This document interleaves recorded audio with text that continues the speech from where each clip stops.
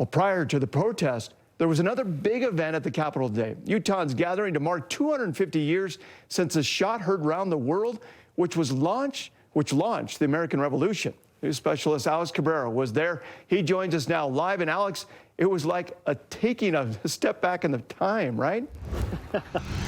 Yeah, it certainly was. You know, it's easy to think of 1775 as something that happened in an old history book in a dusty library somewhere, Dan. But as you mentioned, up at the Capitol earlier this morning, it's kind of like the sights and the sounds. It made it feel like history was coming alive and the revolution wasn't that far off.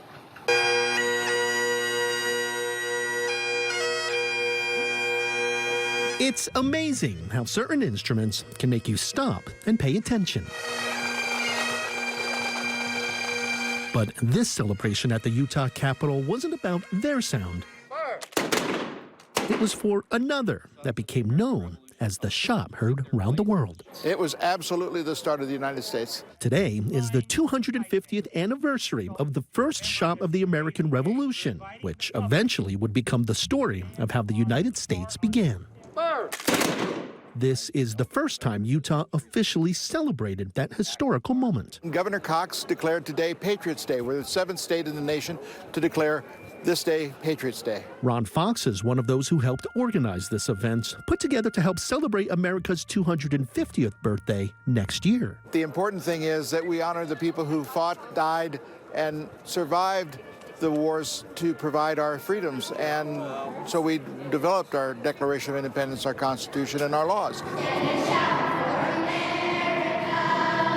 Inside the Capitol building, more celebrations and speakers, as well as some of the very documents that were there in the beginning. George Washington signed this. You can't miss his big flashy G. Washington. Brett Ashworth has put together quite a collection. And this is Thomas Jefferson. Documents written by Washington, Franklin, Hamilton, and others that helped shape our country. I've been collecting for 68 years. It's been a long time. He felt bringing some of his collection to the ceremony was a way to make America's founding fathers more than just a name in an old book. It brings history alive to me, and I figure, like with some people, it would make these people look real. And when they're real, perhaps we'll pay more attention to our history and how important it is to keep it. It's the old thing, you know, if you don't remember it, you're condemned to repeat it.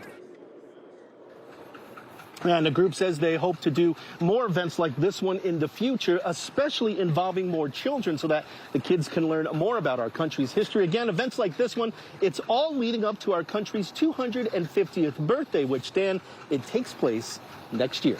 Back to you. Great story and a great history lesson. Thanks a lot, Alex.